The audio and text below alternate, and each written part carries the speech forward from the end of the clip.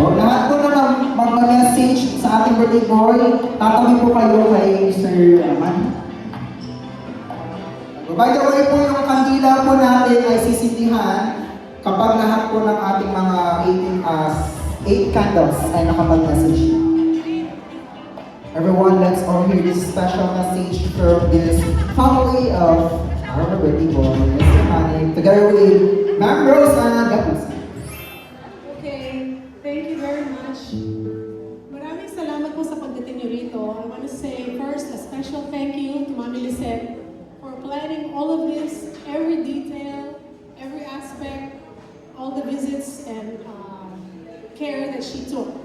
Ay masaya, thank you so much. And for 41 years of marriage, kay Daddy.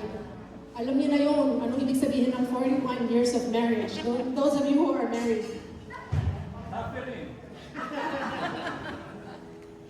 Today we celebrate not just 80 years of life, but 80 years of love and strength and wisdom. Daddy, you are our family's foundation. The one your sisters, Tita Linda and Tita Oni, lean on. The one your children have learned from. The one to look up to. Your hard work, quiet sacrifice, humility, and steady presence shape who your 5 children are today. Itinuro mo sa amin kung paano maging matatag. Paano magmamalasakit. Lalo na sa animals. May buhay yun. Tinuro mo sa amin kung paano magmahal at sumuporta ng malalim sa pamilya. At ang mamuhay ng walang malicious intent sa iba. 80 years is an incredible milestone. But what matters most is how you live those years with kindness, humor, and a heart that never stops giving. Your generous works of love, your laughter, your food, they have become part of us. We are so grateful for every moment, every memory, and every piece of wisdom you've shared. And today we celebrate you, not just for your years, but for the legacy you continue to build. Happy 80th, Daddy. We love you. Palapaka po natin ng Rose. Thank you so much. Picture po muna na. Harap po tayo sa camera. 1, 2, 3, and smile. Thank you so much. Next up, Mr. Manuel Sayo. Our cupcake celebrity of state. Hello, hello. Dapat pala sinulat ko yung akin, maybe mine will be as eloquent. But it will be from the heart. Thank you everyone again for coming and for helping us honor our dad, Manny Sayok, on a special day.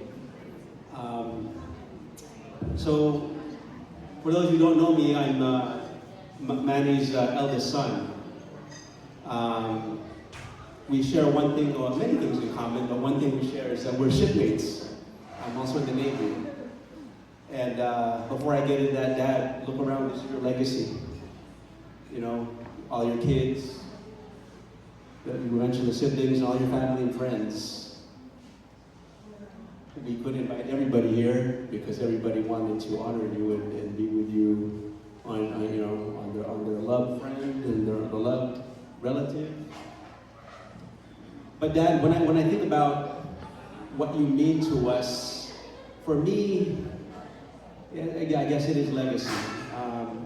Many of us would not be here where we are today if you didn't made those choices in your life. You decided to join the Navy, immigrate to the U.S.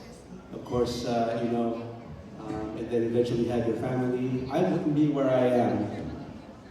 I'll just speak for myself without you. For those of you that don't know, in the Navy, the chief, right here, he trains the officer, the junior officer. And I'm fortunate in my life because not only did I have a chief and a father in the same, right? That you even today, you teach me things, you give me advice. The family's been through many exotic places, whether it's South Africa on safari or Vienna for Christmas markets, Argentina. But you know what my favorite and all those beautiful places. My favorite moment is when we wake up in the morning, coffee time. It's just quiet times, you know, just spending time with Dad, just sometimes not even saying a whole lot, but just hanging around him. Or it could be running an errand, you know, going Home Depot. Or feeding our pets, because he and I are both pet lovers. Dad, you've always been, I think about every major milestone in my life, whether it's birthday, a graduation, you know, a wedding, or you know, the good times and the bad times. You've always been there. And one thing I really honor about you, Dad, is your way of just genuinely being there, whether it's a happy moment or a sad time in your life. Thank you for always being there, Dad. But I do have one wish and more of an order. I outrank him, all right? So, Dad, I want you to enjoy your life, and I want you to relax, okay? And I want you to be less stubborn. He's a good chief because he's very regimented in his life, you know, whether it's papakain ng mga alaga niya or doing the watering the plants or whatever chores it is, mamdaling mo it, you know. So Dad, that's an order. I want you to take it easy, relax, listen to your family, listen to your doctor, right? And enjoy your life. Thank you for everything. Palapakan po natin, Mr. Leon Boss Mayor. Ready, 1, 2, 3, next time. Next up, Sir Richard. Hello?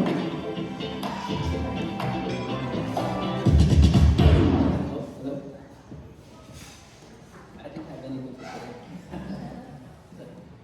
say. I didn't prepare because the question was, what's the memorable thing that I remember growing up?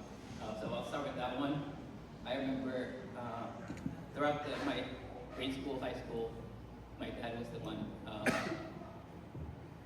memorizing either, what do you call this, parts of animal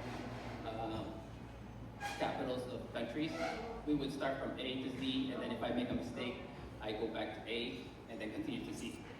And it's just repetition. And I would do that, probably, I remember it, just in the living room every night, memorizing that one. So I look back to it, it's like, there's times that it helped me growing up and migrating in the US when I was 16 and being dependent, learning how to fix stuff, learning how to do stuff in the house.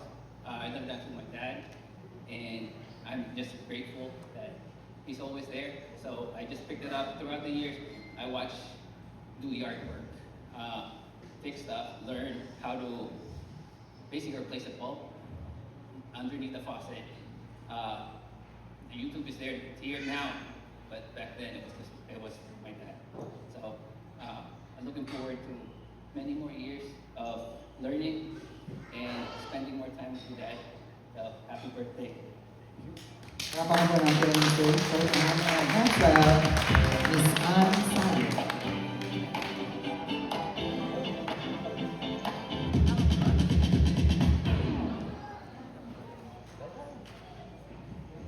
Hi, Dad. Thank you for being the best father-in-law that anyone could ask for. So, kahit bago lang po ako sa family, pinaramdam niyo po na part na ako ng family since day one. And thank you po sa guidance and support sa amin ni RD. And to more grocery runs, food trips, and travel po, and sa mga cooking tips, lalo na pag magkakasama tayo sa bahay. Marami po ako natutunan. So, happy birthday po.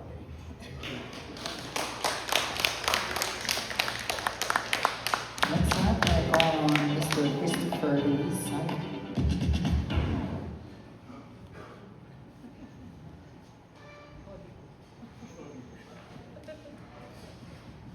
Hello. My wish for you, Dad, is like, when you look at your life, Dad, I hope you see how much you give to your family, to the many people that you have touched their lives. And most of all, I hope you realize how you're very appreciated, admired, and loved. You mean so much that happy birthday. Ano pa kanta natin yung speakers? Dr. Alison Smile.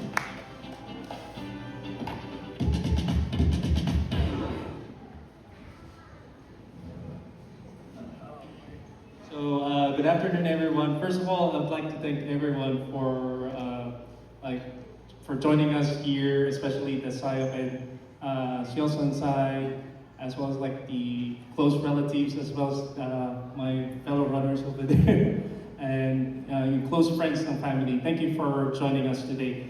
I didn't prepare any speech actually, but I think for my special message to my daddy, first of all, I want to thank God for the opportunity to be one of his son, as a Sayop kid.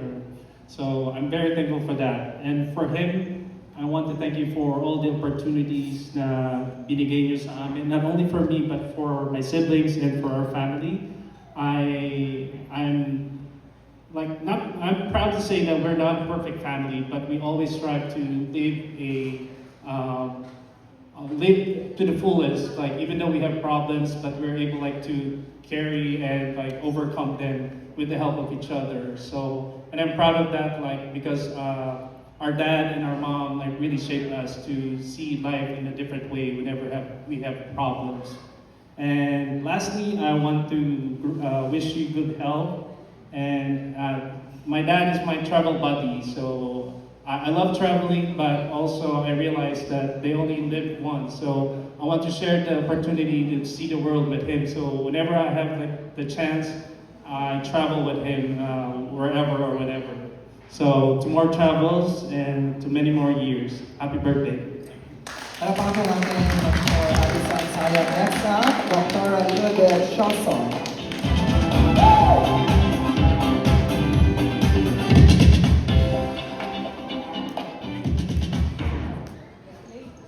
Again, in behalf of the Shoswan family, we would like to greet Kuya Manny, our Kuya Manny, a very happy 80th birthday. And thank you Kuya Manny sa pagtitiis mo sa aming kapatid. Kasi kahit marunong ka magluto, alam namin na pagtiisan mo yung sinigang niyang napakaasim. Kasi pag nagluluto siya nun ng sinigang sa amin, ang rule niya, mas maasim, mas masarap. And alam namin, spoiled mo yan eh. Si Kuya Manny namamalengke, kaya nga nainggit kami eh. Ayun nga, sabi nga ni Edgar, voice activated. Ang password is sweetheart. So, ayun, si Kuya Manny, nasabi ko na, siya ang aming cook ng aming turkey every Christmas. Kaya lang mukhang wala pang nagmamana sa mga pamangkin. Kasi umaasa kami na merong magmamana. Pero wala, Kuya Manny, kailangan mo pang mag-training. And yun, sana more birthdays. Stop counting at 80. Palagi ng first birthday na lang yan. And yung favorite place mo, yung sa bucket list, tayong dalawa, tayo, sama-sama. Sana makarating tayo ng Holy Land. So, take note yan, Addison, ha? Sana libre. Happy birthday! Palakpakan po natin Dr. Hilbert Shelson. And today, let's all welcome this loving sister of our birthday boy, Ngayon, Ma'am Erlinda Sabino.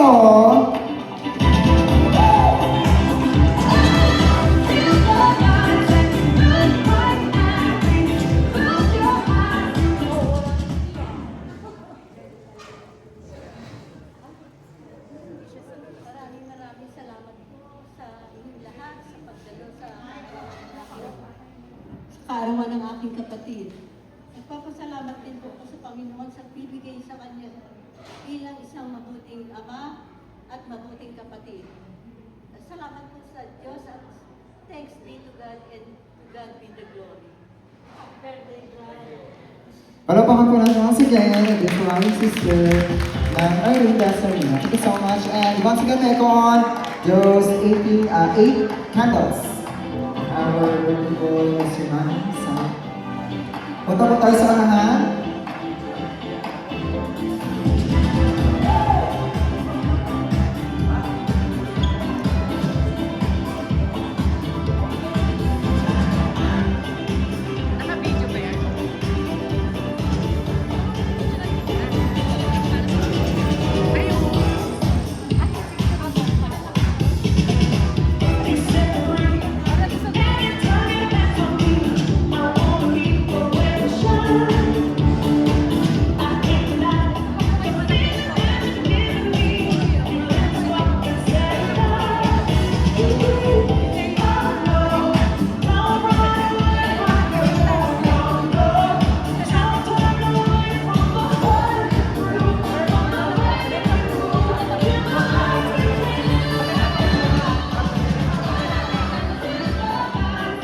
Get ready, Sir Manny, please close your eyes and make a wish.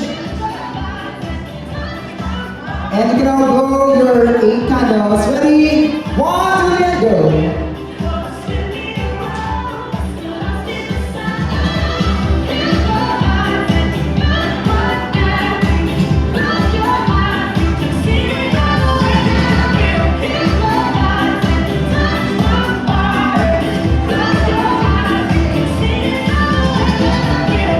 Once again, one with Mr. Manny Sayo.